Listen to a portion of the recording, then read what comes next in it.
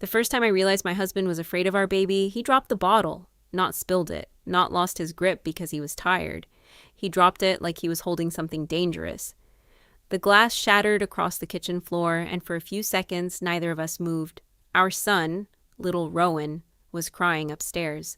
And my husband, Callan Voss, the man who used to run toward every problem in his life, stood frozen in the middle of our kitchen, staring at the broken bottle like it had just revealed a secret. "Callan?" I whispered. He didn't answer. "Callan, are you okay?" Slowly, he looked at me, and I saw something in his eyes I had never seen before. Not anger, not exhaustion, fear. The strange thing was, I didn't know if he was afraid of something happening to our baby, or afraid of what the baby might reveal about him. 6 months earlier, my life looked exactly like the kind of life people secretly envy. I was 32 years old, married to my college sweetheart, living in a quiet neighborhood outside Portland, Oregon, and preparing to become a mother for the first time. My name is Elara Whitmore. Before Rowan was born, I worked as a museum curator. I loved old things. Paintings, handwritten letters, forgotten stories. My friends always joked that I spent my days searching for mysteries in the past while ignoring the obvious ones happening around me. I laughed when they said that. I don't anymore. Because sometimes the biggest secrets are not hidden in dusty rooms or forgotten documents. Sometimes they sleep beside you. Callan was the kind of man everyone trusted. He was 35, a successful architect, calm under pressure, the person people called when something went wrong. If a friend's car broke down at midnight, Callan showed up. If his sister needed money, he helped without asking questions. If a stranger looked lost in a parking lot, he stopped to give directions. That was the man I married, or at least that was the man I thought I married. The first few weeks after Rowan's birth were difficult, but beautiful.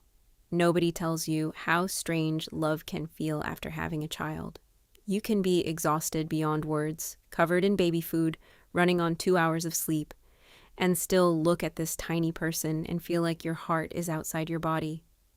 Callan was incredible at first. He sang to Rowan while walking around the living room at 3 a.m. He changed diapers without complaining. He took pictures of everything.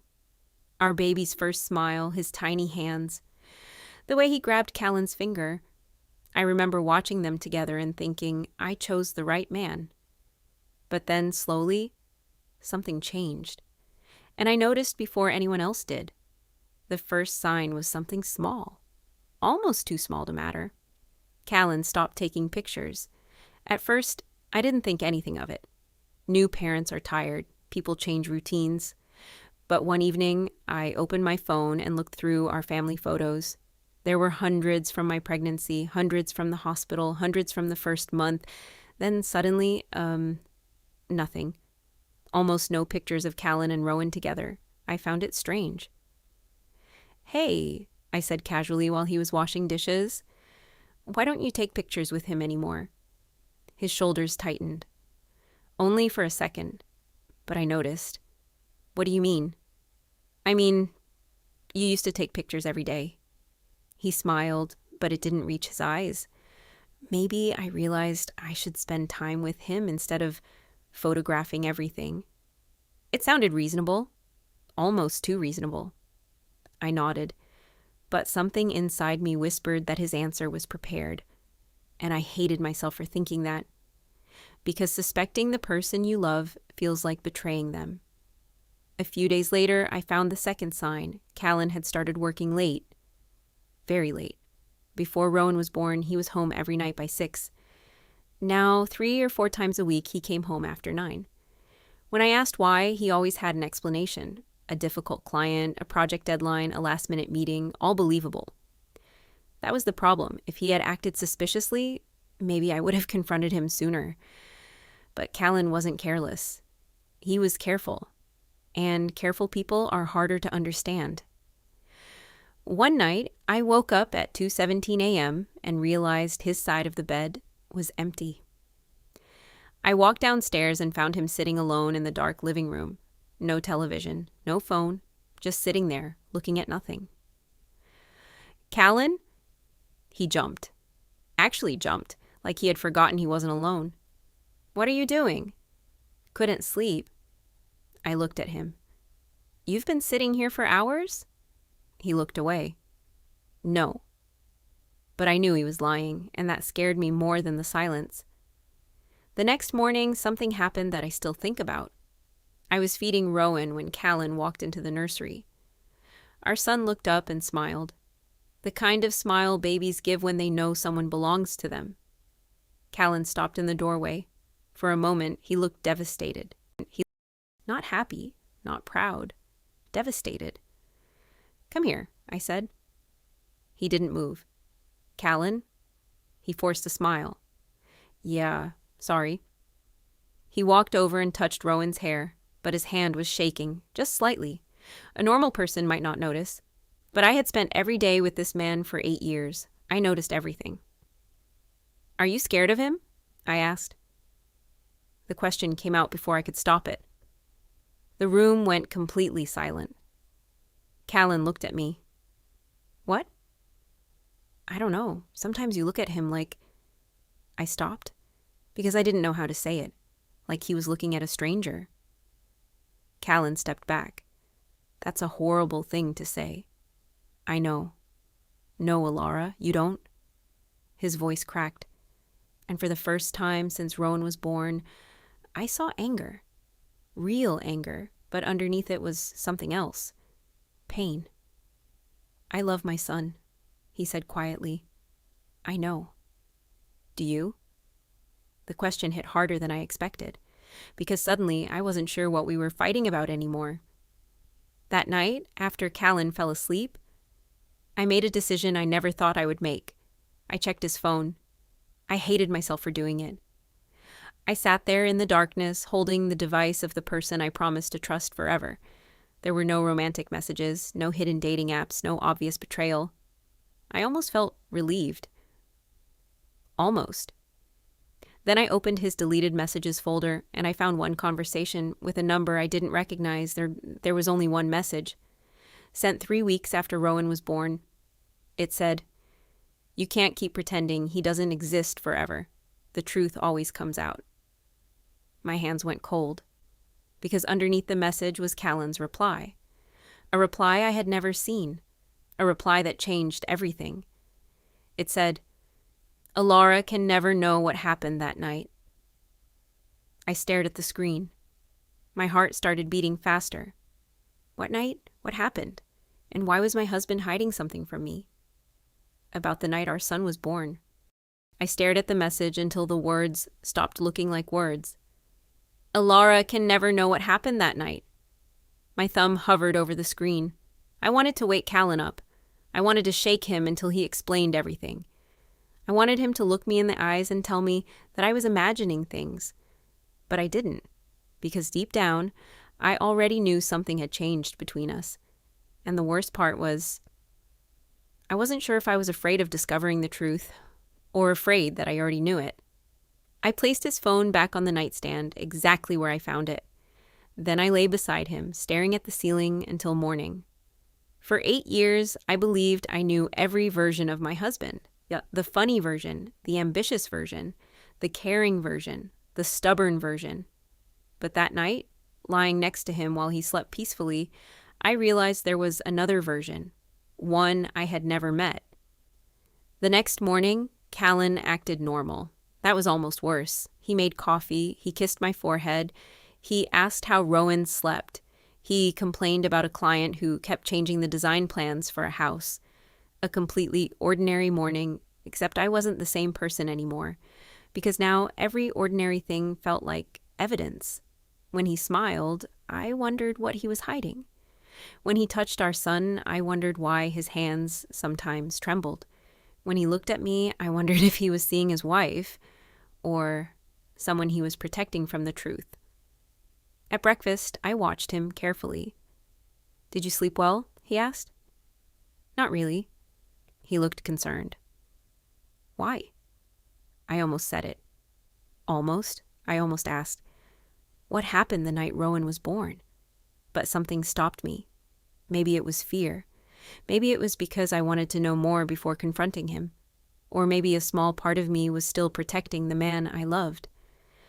"I had a strange dream," I said. Callan smiled slightly. "What about?" "You." His smile disappeared. Only for a second. But again I noticed. "What happened in the dream?" he asked. I looked at him. "I don't remember." That was my first lie to my husband. And somehow it felt easier than I expected. Over the next week, I started searching for answers. Not like a detective. Like a wife trying to prove she was wrong, because sometimes the truth hurts less when you discover it slowly. I checked our old photos, our emails, our messages, anything connected to the night Rowan was born. At first, I found nothing. Everything looked normal. Too normal. Then I noticed something strange. There were no pictures from the first 3 hours after Rowan's birth. Not one. The hospital had taken several photos, my mother had taken some. Even Callan had taken pictures during labor. But after the delivery, nothing. A blank space, like someone had removed a piece of our story. I opened the hospital records folder we kept at home. Inside were discharge papers, medical information, and bills. But one document was missing, the birth summary. I knew it existed. Every mother gets one. I searched everywhere. Nothing. Then I found an envelope hidden behind the folder. It wasn't addressed to me. It wasn't addressed to Callan. It simply had a date written on it. The date Rowan was born. My hands became cold. Because I knew immediately. Whatever was inside that envelope, Callan had hidden it. I didn't open it. Not yet. Instead, I waited. I wanted to see if Callan would tell me himself. That evening, I watched him playing with Rowan on the living room floor. Our son was laughing. A real, beautiful baby laugh. Callan was making silly faces. For a moment, I forgot everything. I saw the man I married. The man who stayed awake with me during pregnancy. The man who cried when we heard our baby's heartbeat for the first time. The man who held my hand and promised, "Whatever happens, we'll face it together." Then Rowan reached for him, and Callan froze. It lasted only a moment, but this time I saw it clearly. He wasn't looking at our son. He was looking at something behind him, a memory, a painful one. "Callan." He blinked. "What? Where did you go just now?" He smiled awkwardly. "Nowhere." Another lie. Another crack. And I started wondering how many cracks a marriage could survive before it broke completely. That night, I opened the envelope. I waited until Callan went downstairs to answer a work call. My heart was pounding. Inside was a single sheet of paper, a handwritten note. The handwriting was unfamiliar. It said, "Callan, I don't know what you decided, but you need to understand something. Keeping this secret will destroy everyone eventually." Below it was a name I recognized. Not because I knew the person, because Callan had mentioned her before. Dr. Celine Marr, the doctor who delivered Rowan. I remembered her. She was calm, professional, and kind. She held my hand when I was scared. She told me everything would be okay. Why would she write this to my husband? I kept reading. "You promised Elara she would know the truth when the time was right. That time has passed." My breathing stopped. The truth? What truth? I heard footsteps. I quickly folded the paper and put it back. A few seconds later, Callan entered the room. He looked at me, then looked at the envelope, and immediately knew. His face changed, not surprise, not confusion, recognition. "You found it." 3 words. That was all he said. And somehow, they hurt more than an explanation. "What is this?" I asked. My voice sounded calmer than I felt. Callan didn't answer. "What is this, Callan?" He sat down slowly. "Elara?" "No." I stepped back. "Don't say my name like that. Not right now." He closed his eyes. For a moment, he looked exhausted. Not like someone caught lying, like someone who had been carrying something too heavy for too long. "I wanted to tell you." "When?" He looked at the floor. "I don't know." "That's not an answer." "I know." The silence between us became unbearable. Then I asked the question I had been afraid to ask. Is Rowan your son? Callan looked up immediately. Pain crossed his face. Why would you ask me that? Because you're acting like he isn't. His jaw tightened. He is my son? Then what happened that night? He didn't answer, and that silence told me more than words could. I felt my chest tighten. Did you cheat on me? His expression changed. No. Then what? He stood up, walked toward the window, and for several seconds he just stared outside. Finally he whispered, Rowan wasn't supposed to survive. I stopped breathing. What? Callan turned around. His eyes were filled with tears. The night he was born, something happened. What happened? He looked at me, and the fear I had seen before was back. Only now I understood. He wasn't afraid of Rowan. He was afraid of telling me why Rowan was alive. Your labor wasn't the only emergency that night, he said. What does that mean? Callan swallowed. There was another baby. The room went silent. I stared at him. Another baby? He nodded slowly. And that baby changed everything. My heart began racing. What are you saying? Callan looked toward the hallway where Rowan was sleeping, then back at me, and the next words destroyed the last piece of certainty I had. After Rowan was born, he paused. Someone switched the hospital records. I couldn't move. I couldn't speak.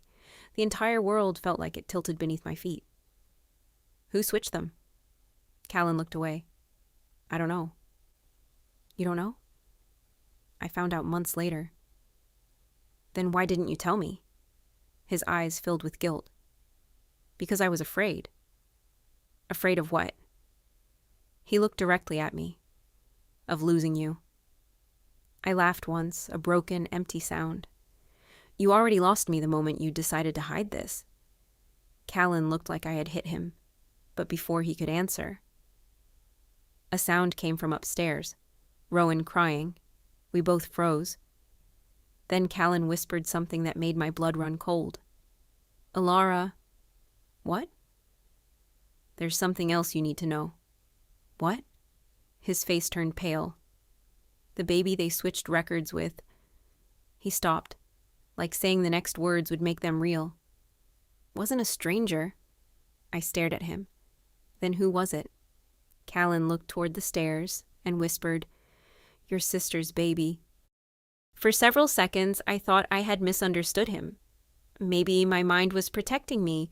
Maybe exhaustion, fear, and months of doubt had finally broken something inside me, because there was no way those words could be real. Your sister's baby. I stared at Callan. No. It came out as a whisper. No, that's impossible. Callan didn't move, and that was the worst part. He didn't try to convince me I was wrong. He just stood there, looking like a man who had been waiting years for a storm to finally arrive. My sister? I repeated. Callan lowered his eyes. Elara. No. My voice became louder. You don't get to say my name and then drop something like that on me. I know. You're telling me my sister's baby was involved? My sister who died 3 days before Rowan was born? His face tightened, and I saw it, the pain, the memory, the thing he had been running from. Yes. My knees felt weak. I grabbed the back of a chair. My sister's baby died. Callan swallowed. That's what everyone thought. My sister, Maven, had been the person who taught me how complicated love could be. She was older than me by 4 years, beautiful, fearless, and impossible to control. Where I planned everything, Maven followed instincts. Where I apologized, she fought. She was also my biggest weakness, because no matter how many times she made mistakes, I always believed there was still a good person underneath. The problem was, Maven believed the same thing about herself, even when she was wrong, even when she hurt people, even when she ran from the consequences. Before her death, she and I had barely spoken for almost a year. A fight over money, over trust, over a secret she refused to tell me. The last words she said to me were, "You think you know everything about me, Elara. You don't." At the time, I thought she was angry. Now I wondered if she was warning me. "Tell me everything," I said. Callan sat down. For the first time, he looked older than his 35 years. The night Rowan was born, there were 2 emergencies at the hospital. I listened without blinking. "Your labor became dangerous. You lost a lot of blood. The doctors were focused on saving you and the baby." He paused. Across the hospital, Maven was brought in. My heart tightened. She had gone into labor too. I shook my head. That's not possible. She was supposed to be in another state. She was. Callan looked at me. But she came back. A memory appeared in my mind. The strange phone call I got from Maven 2 weeks before Rowan's birth, the one I ignored because we were still fighting. I had told myself I would call her later. I never did. "She was scared," Callan continued. "Scared of what?" He hesitated, then answered, "That the baby would be taken away from her." I felt cold. Why? Because the baby's father was dangerous. The room became silent. Callan continued. "Maven had gotten involved with someone who was already married, someone powerful, someone who didn't want anyone knowing about the child."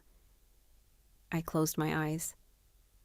Of course, even now, my sister's life was full of secrets. "But what does this have to do with Rowan?" Callan looked at me. The babies were born minutes apart. I felt my heartbeat slow. "The hospital made a mistake." "No." "Yes." "No, Callan. Hospitals don't just switch babies." His eyes filled with sadness. "Not intentionally." And then he told me the part that changed everything. Maven's baby was born with complications. The doctors fought to save him. At the same time, Rowan was born healthy. But because of the emergency, because of the chaos, because multiple teams were involved, a mistake happened. The records were attached incorrectly. For several hours, everyone believed the wrong information. Then the truth came out. But by then, Maven was gone. "She died during surgery," Callan whispered. I covered my mouth. Even though I knew she was dead, hearing it again felt like losing her. "She never got to hold her son." Callan looked at the floor. "And you almost didn't get to hold yours." I looked at him. "What does that mean?" His eyes filled with tears. "Maven's baby had a rare blood condition. He needed immediate treatment." I understood before he finished. "Rowan." Callan nodded. "Rowan's records were corrected. But because of the confusion, the hospital discovered that your sister's baby had been incorrectly labeled. And you knew. Yes? When?" "A few weeks after Rowan was born." My chest hurt. "A few weeks?" "I found documents. I spoke to Dr. Marr." "The doctor?" He nodded. "She told me the truth." "Why didn't she tell me?" "Because she believed you were too fragile after everything you went through." I laughed bitterly. "Everyone decided what I could handle." Callan looked ashamed. I did too. I walked upstairs. Slowly. Like every step required a decision. I entered Rowan's room. He was sleeping peacefully, my beautiful little boy, the child I had loved before I knew anything, before secrets, before fear. I touched his tiny hand, and he grabbed my finger, the same way he had done hundreds of times. But now I wondered, had I spent months questioning the wrong person? Callan wasn't afraid of Rowan. He was afraid that if I knew the truth, I would see him differently. And maybe I did. But not because he had failed, because he had carried something alone. The next morning, Callan gave me one more thing, a letter. From Maven. "I found it after she died," he said. "Why didn't you give it to me?"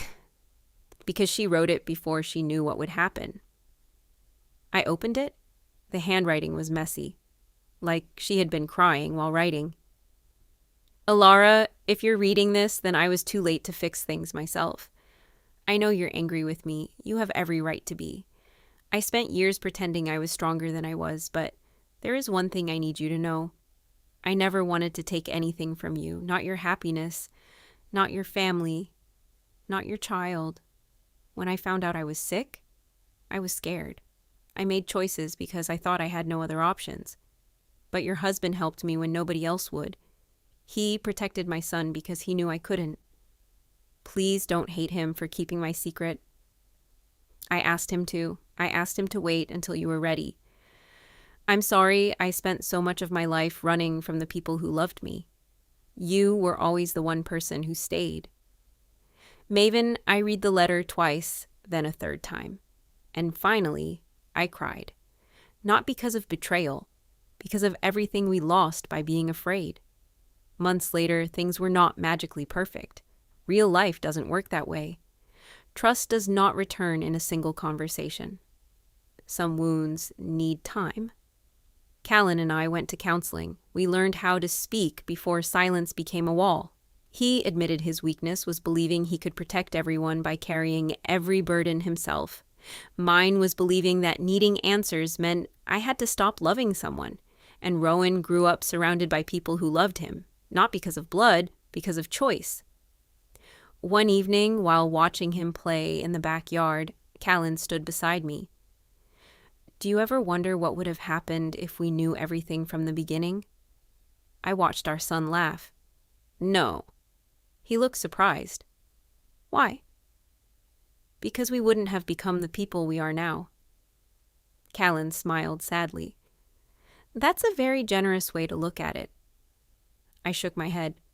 No, it's the only way I can live with it. The truth was painful, but the truth also saved us. Because sometimes the secrets people hide are not always meant to destroy a family. Sometimes they are created because someone is terrified of losing one. And sometimes the hardest thing to accept is that the people who hurt us the most are often the people who are hurting too. People who are